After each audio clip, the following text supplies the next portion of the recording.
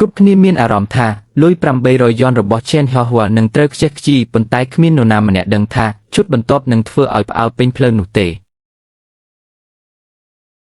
ជាមួយនឹងសម្លេងស្រែកខ្លាំងកង់ហ្វ្រាំងរបស់ម៉ាស៊ីនកាត់បានបង្វិលយ៉ាងលឿនហើយការកាត់ឆៅបានបណ្ដាលឲ្យមានម្សៅសាមហុយគ្រប់គ្នាសម្លឹងមើលវត្ថុធាតុដើមទាំងមិនហ៊ានដកដង្ហើមតើខ្ញុំបានអានវាត្រឹមត្រូវទេវាមានពណ៌បៃតងក្បាលទឹកនេះគឺជាប្រភេទទឹកកកតើពិតជាលោកបេងឬជាប្រភេទផ្កាអ័រគីដេអាងចិញ្ចឹមត្រីចាស់មិនបានប្រេះទេឥឡូវនេះពួកគេកំពុងរកប្រាក់វាមិនអាចទៅរួចទេតើនេះអាចទៅរួចដោយរបៀបណា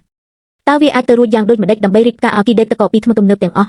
ចៅហ្វាយកុំបារម្ភពួកគេមិនទាន់ចេញផ្កានៅឡើយទេការប៉ាន់ស្មានទីផ្សារត្បូងអ័រគីដេរបស់លោកបេង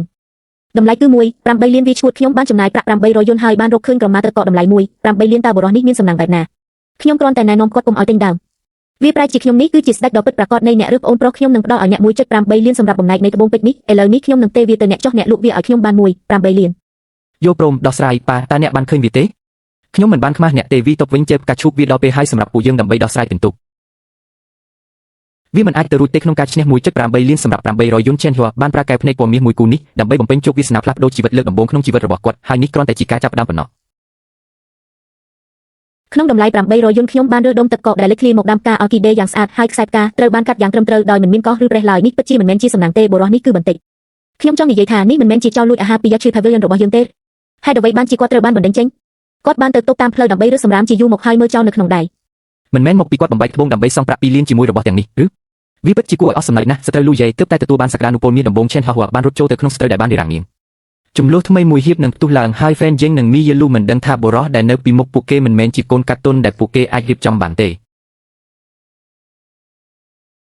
Chen Hua អនុញ្ញាតឲ្យខ្ញុំសួរអ្នកថ្ងៃមួយបានកន្លងផុតទៅចាប់តាំងពីថ្ងៃផុតកំណត់3ថ្ងៃតើអ្នកសុខសប្បាយជាទេ2លានខ្ញុំឃើញថាគាត់បែបនេះទុកឲ្យ2លានក៏20000គាត់មិនអាចចេញមកបានទេប្រុសខ្ញុំណែនាំអ្នកឲ្យលើកជង្គង់ចុះហើយកៅថៅដាក់ Van Shell ប្រហែលជា Van Shell មានចិត្តល្អក្នុងការផ្ដល់ព្រះគុណដល់អ្នកពី3ថ្ងៃ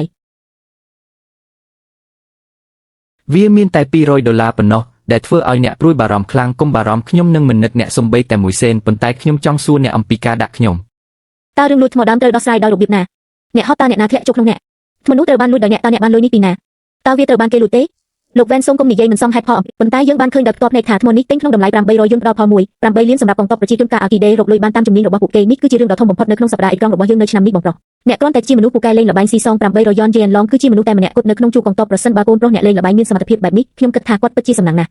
់វាគ្រាន់តែជាសំណាងល្អប៉ុណ្ណោះខ្ញុំពិតជាគិតថាខ្លួនខ្ញុំជាមនុស្សអ្នកមិនអាចទៅឆ្ងាយក្នុងអាជីវកម្មល្បែងស៊ីសងលើសាកសពនេះទេអ្នកអាចបង្កើតសំណាងឬបាត់បង់ទ្រព្យសម្បត្តិដូច្នេះហេតុអ្វីបានជាយើងមិនលេងល្បែងមើលថាតើខ្ញុំពឹងផ្អែកលើសំណាងឬសមត្ថភាពរបស់ខ្ញុំក្នុងការភ្នាល់ជាមួយខ្ញុំអ្នកសំនឹងទទួលបានវាអ្នកភ្នាល់តាមដែលអ្នកចង់បានវាសាមញ្ញណាស់ទីកន្លែងស្តង់ដារ Ping Hao Xiaojian នឹងបើកនៅថ្ងៃស្អែកចូលទៅកន្លែងដេញថ្លៃហើយម្នាក់ជ្រើសរើសថ្មរដុកដើម្បីដោះស្រាយថ្មនៅនឹងកន្លែងថ្មអ្នកណាមានតម្លៃជាងអ្នកនោះនឹងឈ្នះប្រសិនបើខ្ញុំបាត់បង់2លានខ្ញុំនឹងផ្ដល់សំណងដល់អ្នកទ្វេដង1លានបូកដៃខ្ញុំជាអ្នកសម្រេចរបស់អ្នកប៉ុន្តែប្រសិនបើខ្ញុំឈ្នះអ្នកត្រូវតែសុំទោសខ្ញុំជាសាធារណៈហើយសារភាពថាអ្នកបានបង្ខំខ្ញុំសម្រាប់ការដោះដូរថ្មរដុកដោយសម្ងាត់ហើយអ្នកក៏នឹងជំពាក់ខ្ញុំ800,000ដែលឪពុកខ្ញុំជំពាក់គ្រួសាររបស់អ្នកហ៊ានភ្នាល់ជាមួយលោក Van ទេបុរសម្នាក់នេះទើបតែចាក់ចេញសំណាងរបស់គាត់ត្រូវតែបាត់បិទមាត់ហេតុអ្វីបានជាអ្នកមិនហ៊ានភ្នាល់ជាមួយខ្ញុំធំឡើងនៅក្នុងគំនរត្បូងរកមិនក៏ខ្ញុំនៅតែខ្លាចរឿងល្អដូចគាត់ខ្ញុំបានភ្នាល់ជាមួយអ្នកប៉ុន្តែខ្ញុំត្រូវបន្ថែមរឿងមួយបន្ថែមទៀតក្នុងការភ្នាល់បើចាញ់អ្នកមិនត្រឹមតែត្រូវសង្វូនលានទេថែមទាំងលុតជង្គង់សំពះដាក់ខ្ញុំ3ដងនៅទីសាធារណៈមិនហ៊ានហៅប៉ា3ដង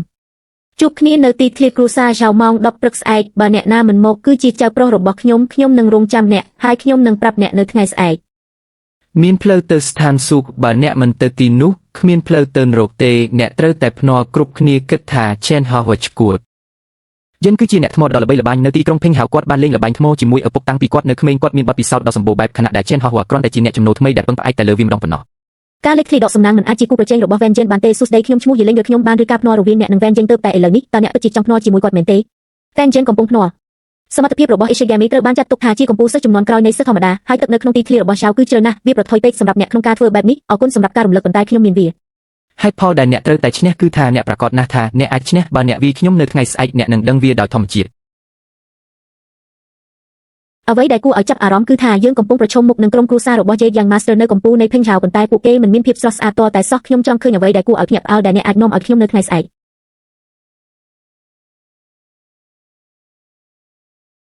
Chen Hua បានរស់នៅក្នុងផ្ទះជួលតូចមួយនេះអស់រយៈពេល3ឆ្នាំក្នុងអំឡុងពេល3ឆ្នាំនេះនាងបានសិក្សាចំណេះដឹងពីត្បូងទឹមនិងយានស៊ីជារៀងរាល់ថ្ងៃដោយសង្ឃឹមថានឹងមានព្រះអាចស្វែងរកការពិតនៅពីក្រោយការស្លាប់របស់ឪពុកគាត់និងជំរះទុក្ខព្រួយរបស់ឪពុកគាត់ ខ្ញុំនឹងលេងល្បែងជាមួយវ៉ែនយើងនៅថ្ងៃស្អែកកុំបារម្ភខ្ញុំប្រកាសជាឈ្នះខ្ញុំពិតជានឹងយកលុយរបស់អ្នកមកវិញ ស្វែងរកការពិតអំពីឆ្នាំនោះហើយខ្ញុំនឹងមិនបោះបង់អ្នកណាដែលធ្វើបាបអ្នកឡើយ